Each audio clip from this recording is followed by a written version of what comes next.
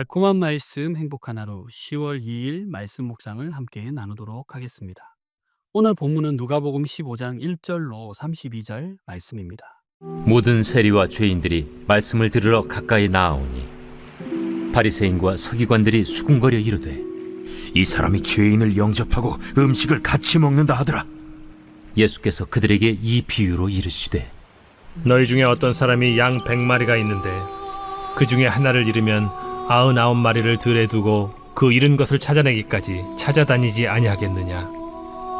또 찾아낸즉 즐거워 어깨에 메고 집에 와서 그 벗과 이웃을 불러 모으고 말하되 나와 함께 즐기자.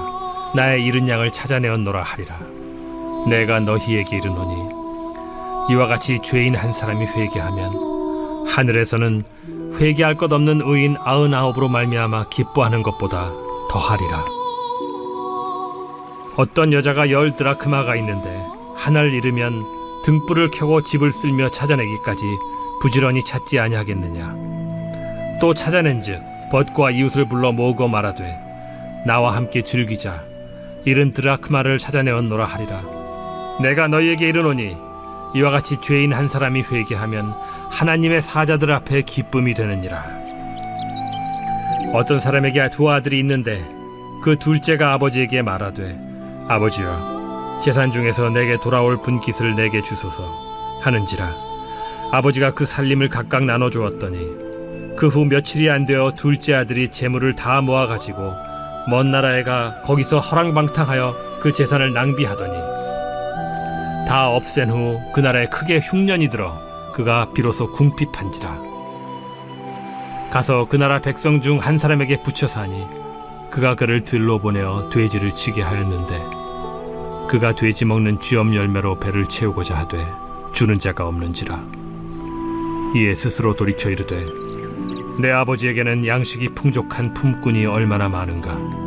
나는 여기서 줄여 죽는구나. 내가 일어나 아버지께 가서 이르기를 아버지, 내가 하늘과 아버지께 죄를 지었사오니 지금부터는 아버지의 아들이라 일컬음을 감당하지 못하겠나이다.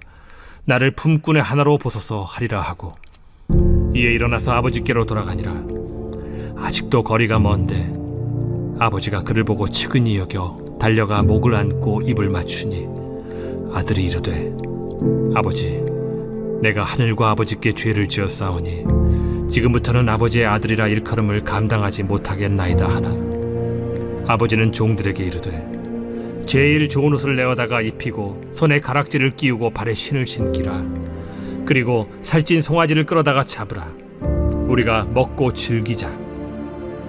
이 내 아들은 죽었다가 다시 살아났으며 내가 잃었다가 다시 얻었노라 하니 그들이 즐거워하더라. 맏아들은 밭에 있다가 돌아와 집에 가까이 왔을 때 풍악과 춤추는 소리를 듣고 한 종을 불러 이 무슨 일인가 물은데 대답하되 당신의 동생이 돌아왔음에 당신의 아버지가 건강한 그를 다시 맞아들이게 됨으로 인하여 살찐 송아지를 잡았나이다 하니 그가 노하여 들어가고자 하지 아니하거늘 아버지가 나와서 고난데 아버지께 대답하여 이르되 내가 여러 해 아버지를 섬겨 명을 어김이 없거늘 내게는 염소 새끼라도 주어 나와 내 벗으로 즐기게 하신 일이 없더니 아버지의 살림을 장녀들과 함께 삼켜버린 이 아들이 돌아오매 이를 위하여 살찐 송아지를 잡으셨나이다. 아버지가 이르되 예, 너는 항상 나와 함께 있으니 내 것이 다 네 것이로되 이 내 동생은 죽었다가 살아났으며 내가 잃었다가 얻었기로 우리가 즐거워하고 기뻐하는 것이 마땅하다 하니라. 아멘.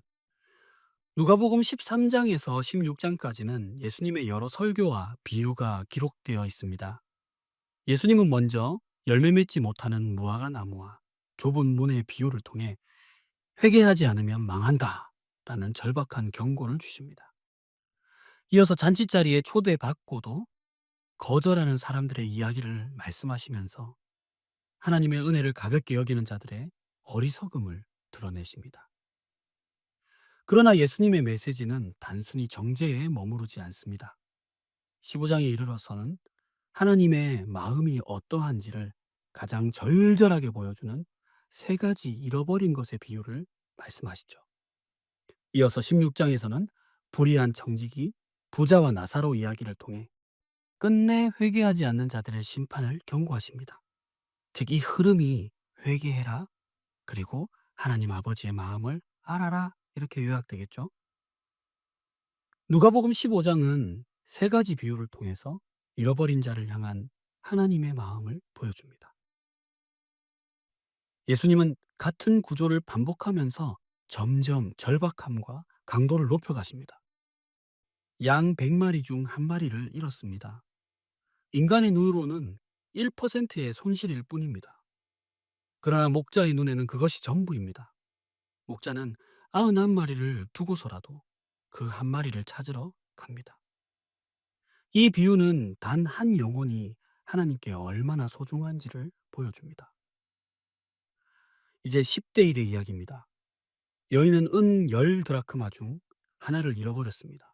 단순한 10%의 재산 손실이 아니라 이 존재의 일부가 사라진 그런 상실감이었습니다. 여인은 등불을 켜고 집안을 샅샅이 뒤져 결국 찾아냅니다. 이 장면은 하나님께서 영혼 하나하나를 인격적으로 그리고 집요하게 찾으시는 모습을 볼 수가 있습니다. 이제 2대 1의 이야기입니다. 마지막은 더 극적입니다. 두 아들 중 하나가 아버지를 떠났습니다. 단순히 가산을 탕진한 것이 아니라 아버지와의 관계를 끊어버린 겁니다. 그러나 아버지는 매일같이 문 밖에 서서 아들이 오기만을 기다립니다. 아들이 돌아왔을 때 아버지는 달려가 품에 안고 옷을 입히고 잔치를 베풉니다. 이것이 바로 하나님 아버지의 마음입니다. 단지 소유를 되찾은 것이 아니라 관계를 회복하는 것. 이것이 구원의 본질입니다. 112 숫자의 축소, 양, 돈, 아들, 강도의 어떤 증가, 이것을 통해서 청중에게 점점 더 절박한 감정을 불러일으킵니다. 예수님은 이렇게 점층적으로 설득하여 잃어버린 한 영혼을 향한 하나님 아버지의 심정을 드러내십니다. 사랑하는 강서 공동체 여러분, 하나님은 오늘도 잃어버린 자를 찾으십니다. 그 한 영혼을 위해 등불을 켜시고 광야를 헤매시며 길 위에 서 계십니다. 그렇다면 우리는 어떻게 살아야 할까요? 기도의 자리에서 그 아버지의 마음을 알고 잃어버린 영혼을 품고 기도하면 어떨까요?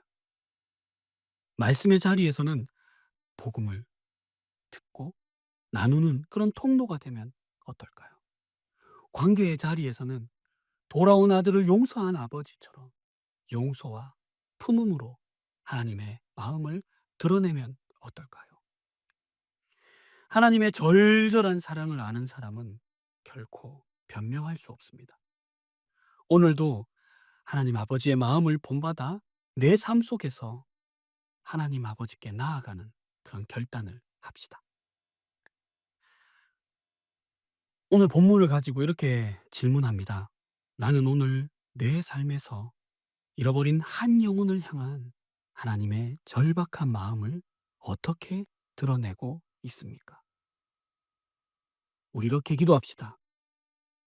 아버지, 잃어버린 자를 찾으시는 하나님의 마음을 제게 부어 주소서.